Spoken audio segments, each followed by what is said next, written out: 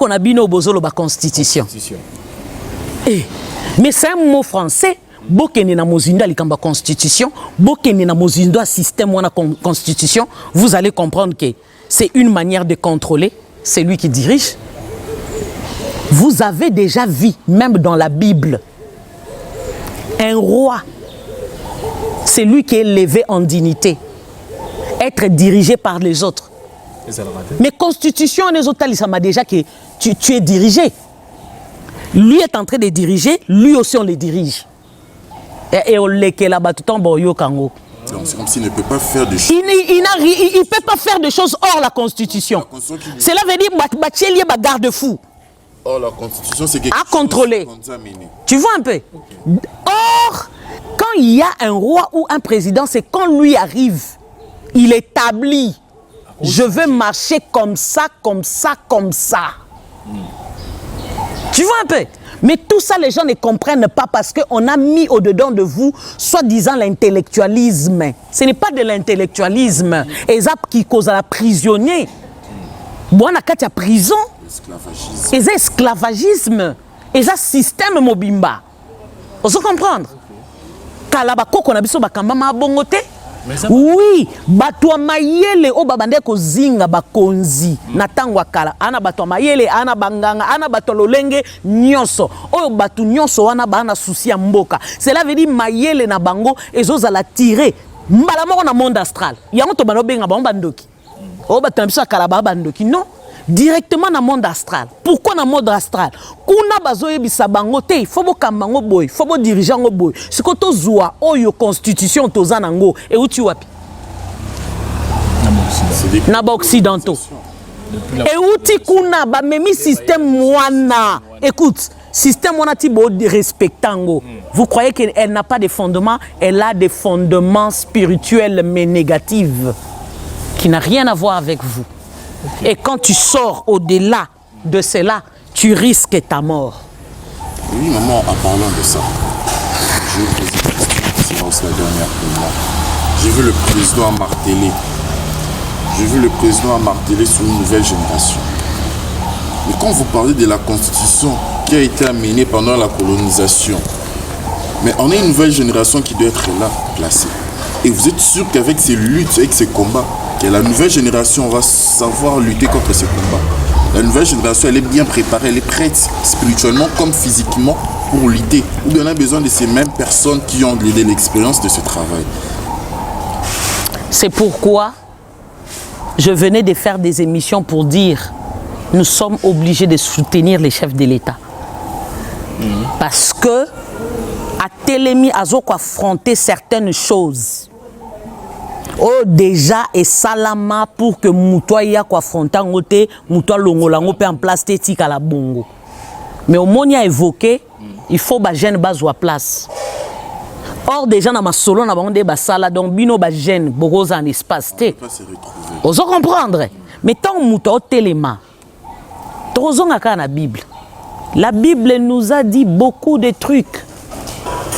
Vous savez, Tokomi Nathan Oyowapi, nous devons abattre, nous devons déraciner et nous devons planter. Donc il est décidé d'abattre certaines choses, de déraciner et de planter ce qui n'a jamais été. Nalinga penza ko kota mozindo makambo ebelete na ebisaki bino na lobi nami kutaka kuna na kati. Et quand les gens m'entendent parler, les gens s'étonnent. Peut-être raison à Batumsu Bakotu dans la salle politique ton nengeni. Je dis à un de mes enfants ici à la maison, dans ma génération Moussous, moi j'ai travaillé dans la politique. Non yé bango non sosolon pe na mozindo bien. Non sosolon pe na mozindo kitoko. Mais na côté liango classe moroté. C'est pour vous montrer mayele boyebi. Mutoya kanango ozomona alors mokonzi ya mboka aza face ya makambo ya minene ya makasi il fera sa part et tant il y a aussi ça peut oya mission et ça na oyo pa koya alors ça continuité jusqu'à ce que toromona elonga ya mboka oyo maman tolandi yo bien na kati ya Le président est en train de faire cette élite-là, mais le gens, tout le démarche que le président est en train de faire, sur base de parce que tout le démarche bon, sur le plan physique, oui. Je te dirais, on n'a pas de preuve. On n'a pas de preuve. Ah, ça, c'est sur le plan physique. On n'a pas de preuve que Mokonzi Mboka a fait la démarche à Oteka Mboka. Vous vous rappelez, avant divorce, il y avait le président Omi Balé Salama pendant Covid. On était en prière. Peut-être vous oubliez. Et Bimaka na Munoronanga, où le Seigneur m'avait parlé que il faut beaucoup taliba là. C'était un mercredi. C'était un dimanche, c'était un mercredi. Un mercredi, c'est pendant la Covid. On était à la maison dans la prière où le Seigneur a parlé, vous devez briser ces mariages. Alliance au brisango. Et to bonde là jusqu'à ce que baye bisibiso to katiango. Bomonango e kokisa matote. Bomonango e kokisa mit. Libala anezala lisusu te e kabwana. Omoni bilon mususu batu ba subir na moi. Ba oye ba place e utate. Ba monika e komi. Mais bino bo ba témoin bo mona ndenge to bunana mu pepe wana parce que ba yebisa kinga bunana yango. Bino bo ba témoin tant Mokonzi Mboka a eu pour la première fois pouvoir na ye ndenge nini na 6 mois ya retraite nanga ba pesanga mokano na lalaka na mabele na tele marate na salité nyonso koma ba pesanga buku mobimba ya makambo ekoleka ebele na batu bakonzi otozo mona bakocha bango musika mupepe ko beta to monyango to monité bien que na sala ba démarche ebele na maison civile na kena même na bureau spirituel hein tant on a ke koluka pasteur chef pasteur Kambale tu vois un peu ba confianga o ezala ki nani secrétaire naye qui est mon cousin propre qui c'est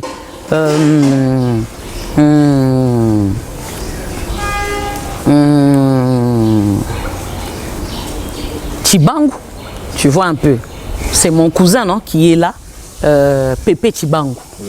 Alors, na remeta, document écrit, plein de messages. Oyo bakoko nanga ba solo la ki nangai. Na pesi bango bakei nango. Je pouvais pas monopoliser les messages. Pour nazonga tout le temps. Est-ce que message n'a commis? Pour moi, je fais ma part. Tu vois un peu. Mais na mona biloko nyonso wana koko kisama. Ozo mona. Bien que nga na mona na Mokonzi Mboka te. Na kati kuna ebeta même lisolo, il y a corps, il y a papa koya. Et ce qui devait se passer ti corps wana ekoma parce que na kati ya ba message za nyonso te to komaka. Certaines choses etika la obombi o yomoko o solo lango na muto batindelio nango parce que a na mboka na biso oke na message wana bango bakotanga batangi et ana makamusus to permettra te. Tu vois un peu. Mais j'ai vu toutes ces choses s'accomplir. Pour te dire quoi? Sur le plan spirituel, Félix nenga zawana bino bomona ye kaka nenga zawana azalaka pe na bagarde oyo ba bato bino bomona te ba o ba bomba ye pe azalaka pe na bayo ba sololaka na ye parce que moi j'avais vu cette force là descendre du ciel et j'ai entendu clairement Torobando Kambaye na lolenge na biso. Moi je pense que c'est totalement bien. Le Félix Tshisekedi oto monaki kokota na bokonzi na oyaza lelo bakokani te bazaya kokokana te neloko moko. Alors mboka na biso eza mboko batu baloba trop. Soki Mokonzi na biso a rotele mapona koteka mboka. Est-ce que tu sais que le baluba, il y a quelqu'un qui m'a appelé Après avoir que l'émission nanga alobi nanga, maman, est-ce que tu sais que mboka oyo était kamaki epa ya ba Congo, mais bato ba telemi ba bundela mboka eza baluba na bangala. Jetez le nom de la personne. Aza mokonzi munene ya mboka o. Ozomon. Alobi nanga ozolo babiloko eza terrible à entendre. Et c'est étonnant que ou ta epa na yo. Lokola batangi bikolo oyo. Et ce n'est pas faux. Muluba aza mutu amiti kara facilement te. Bakumba ine loro moroboy. Oui, kobanga peut-être kobanga kufa. Basimba lisubo moinae. Mais je dis sur le plan spirituel, soka meki ko sale loko bongo. Bakish. Bako s'en prendre nae. Parce que une chose, il faut boyeba. Nous avons une autre vie après la mort. Malamu kokufa na sena moyo loko la martyr. Obundi olongi. Na viwa nozo kende. Ozala honoré. Mais ceux qui ont osé côté katala tozana bakoko na biso oyo bazana biso. Bazoko accompagner biso poto sala un travail qui est noble et juste. Ceux qui t'ont dévié. Kuna pesa na constitution, tu vois éviter. Bilan bon la constitution na binoa. On est en train de respecter la constitution moko ezakuna dans le monde astral. Qui est de là. Qui est de là, qui n'a rien à voir avec vous. Okay. Tu vois un peu. Or, constitution est en angamboana. Et ça juste. Donc, au code devient ngoté. Donc, moi, je me dis, je ne vois pas pourquoi le chef de l'État va s'élever et vendre sa nation. Si il est fait, il n'aura pas de problème qu'avec des humains.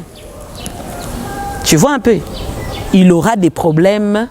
Même place où il y a ozonga kuna, ozana ba problème parce que Eozalokola a échoué na mission naï. Ce n'est pas parce que je dis qu'il est en mission. Moi des fois je comprends pas les gens. Est-ce que moi je ne peux pas dire ce que moi je vois? Yo pende ozana koko ya na mission peut te confirmer prophétiquement o ya na mission. Bon, tozonga na Bible, pour balinga Bible mingi. To beta li solo ya Saoul. Le roi Saoul. Est-ce que tu sais que Samuel Nzamba kenda ko solo la na ye kendo pakolelanga Saoul mafuta lokola mokonzi akambanani akambekolo nanga. Vous savez le jour où Dieu parle encore à Samuel que le roi Saoul n'est plus roi. Azali sous mokonzité kendo oindre David. Est-ce que vous savez que Samuel était choqué? Prophète, hein? Il a été choqué pourquoi? Écoute, ce n'est pas parce que je dis des choses spirituelles, ou eza caché, et l'inkolobake nazo monopoliser vérité nyons, comme les gens prétendent le dire. Non, nous connaissons en partie. Tu vois un peu? Je ne monopolise pas les choses. Mais ce qui est bien, en étant spirituel, tu dois dire les choses que Obaye Bissio. Vous savez que Samuel Abandio Tounanzambe, mais comment Kolobalanga ke Aza Suna Kitia Bokonzite, Azo René Lissusute, Alobinaye? Est-ce que tu sais que Soki, Saoul a Komaki Mokonzi, Obi a Komaki Rondengeni? Oui, pourquoi Samuel a été choqué? Parce que tant on zamba lobi loko donc etikali bongo. Ata mutu wana salima be etikali bongo. Ce qu'on nzambe moi bandio expliquer. Abitala lelo nazo expliquer pourquoi na tchaki Saoul lokwa mokonzi. Na tchaki Saoul po tango nga na yibsi peuple na nga botika nga moko na diriger bino. Peuple basaini baboy. Non, tchela biso kaka mutu azala wana ba dérangeant nzambe tellement trop. Dérangement et les cas, Dieu s'est dit, ok, je vais faire leur volonté. Ces jours-là, Samuel était choqué. En bon, au salakinde volonté na biso, abi mais pas bobo qui volonté nanga. Parce que ma volonté était de diriger mon peuple seul. Madame, vous oubliez que la prophétie avait dit que c'est le président sortant Yewananda Zalaki na mission. Oh, mais moi ça m'étonne. L'air mo bat bakam isanga na Congo, ce qui Yewananda Zalaki na mission botika qui était point. Tout le monde se sont plaints. Congo mobimba bazaki sous d'accord té. Batunyon so batelemela ki balobi non non non non non non pas yeleki yeli sousouté. On est toujours comme ça. Mais to lukaka maladie na biso place et vandité. Ozomona yango na kenelo na explication biblique pour batu ba comprendre. Ka bango basenga kinzambe te yoko kamba biso te tiela biso mutu. O tozomona na miso asani akamba. Bango na su babandi kolela na comportement ya nani? Ya Saoul. Ozomona Samuel a que à oindre David. Tu crois que c'était facile pour que David ait aux place? C'était facile. Autant la Bible est clairement baolo banabiso, Saoul n'était plus au trône, mais physiquement il était là. Spirituellement il n'était plus. David était déjà au trône. Boti kama solo et salama ndengezo salama. Oyo nanu ba révéler bisoté to lukoko mawanati. To tikala kaka na point ya aye na mission azo sala musala na ye to sukana. Ok, merci beaucoup maman. Na lolenge aussi li ko memela biso ma kambo na kati ya solo pas pour memela biso vraiment na kati explication nango. Lolenge elongo bani. Oui, wana tozo koma na suka. Ya tranche ya biso mokula lelo. Na habité papa Joël Ozana Liloba. Non, en tout cas, je suis beaucoup ravi. Je suis content. On était là avec maman, elle a beaucoup parlé, elle a eu dans les profondeurs. Nous sommes encore joyeux d'être avec elle parce que nous bénéficions de cette capacité spirituelle qu'elle a. Donc, que maman, là où elle est, que Dieu la bénisse, que les ancêtres sont encore avec elle. Oui, maman, tokomi na biso na Katia Souka. Est-ce que conclusion na yo par rapport à tranche à makula lolo na makambo sili ko meme na biso na Katia plateau ezanini. OK, to clôturer na biso na. Lilobalanga Souka ezakaka balandi oyo ebele ba olanda biso. Certaines personnes ezakaka à côté peut-être na émission o na sali atali a yoki parti a ebité na banda wapi. Tu vois un peu. Na banda obeta li solo wapi. Il faut qu'on kende bakende na balien nanga ya YouTube. Tu vois na chaîne YouTube bakende ko découvrir li solo ngwe bandenge nini na banda ko lobela nini penser za nini parce que tozo ko évoluer aka. Olé ya ko tchaka kaka commentaire moko boye sur une histoire yo ki kaka en partie au tche commentaire mbala moko. Et puis sengeli balandi na biso bayeba que o eza aime ton pays. Aime ton pays, tozo lobela nyonso. Tozo simbela ba point nyonso. Na aime ton pays, tozo senga ekolo ezala uni, ekolo ezala nabomoko, ekolo na biso to longola bizaleli nyonso eza ya biso te to chango libanda. Et to kende lisusu na mozindo to yeba lisolo ona uti ko beta ya biteni oyo mine. Ozomona. Colonisation et kotaki mais simbeli biteni mine biteni oyo ezokende kokoboma biso malembe malembe. Donc tozwa conscience sur la religion, culture, économie na politique. Tokende na mosisa toyeba système nini oyo ba occidentaux ba kotisaki tozala pe na makoki ya kopikola ba système wana. Topesa esika na biso baya ekolo tokokokota na mozindo. Vous savez quelque part je me dis ceux qui peut ba konzia mboka na biso ba se précipitera te na lisolo oyo eza quelque part pona ko yebisa biso pe nous devons nous to se préparer. Ozomona to se préparer na ozonga ka na Bible. Nzamba yebisi bana Israël. Oui, vous devez sortir de l'Égypte. C'est de l'esclavagisme. Hein? On appelle ça colonisation. Même les Occidentaux que vous voyez là, ils ont été aussi colonisés. Donc je me dis, nous aussi kaka ndenge ki mango alobaki moto mwinda okoma mundele et na posoté et na mutu ça veut dire to le kamayele na bango na niveau moko o ba ko s'entendre te tu vois donc Dieu avait dit aux enfants d'Israël quoi bobi mama boko na makoloté vous devez faire comment vous devez les dépouiller donc toi na temps pe ya ko dépouiller faut ko dépouiller batuana ko dépouiller nyonso po mukolo wana kananginga tant siffler zo beta ezala ndenge bango bakanisela te parce que ba décennie nyonso leki toti kango bongote voilà pourquoi même quand le chef de l'État est en train de dire les jeunes doivent kozwa misala basi bazwa soutien tout ça eza ko la musabiso azo ko annoncer likambu na kati ya likambu to lamuki to yeba ko sala musala to bunda même Chine wana ezaki colonisé hein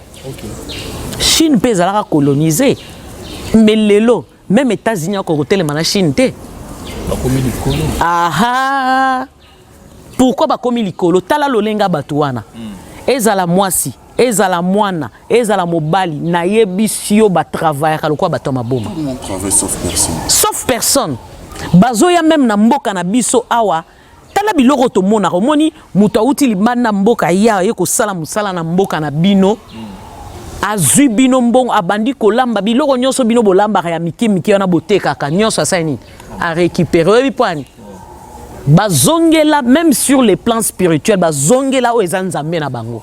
Okay. Oui, merci beaucoup maman tozala ki wana na kati esengo ya kozala na plateau de mokolo na kati ya chaîne Imidik TV wana bolandi biso na kati ya bokebi vraiment na makambo maman sili ko fungola pour que et même la biso sous mayele vraiment botikala toujours branché maman ne bandel na ya lobaki te ba pas passer la pona école donc to ko lancer yango déjà à partir du mois de février école et kozala non à partir du 10 février le 10 de ça babando benga rabiso inscription et bandi avant cela on crée aussi un groupe WhatsApp où on va intégrer tout le monde on va donner des procédures comment faire donner les informations les procédures pour s'inscrire pour éviter aussi un peu du désordre non j'aimerais mieux babenga biso babenga biso na numéro est affiché c'est là nde tokoyebisa bango droit à inscription droit à inscription na bango ça va coûter combien comment totambola par rapport à tout ça toko exposango boité en plein air même groupe et osala créer car pona bana oya école voilà.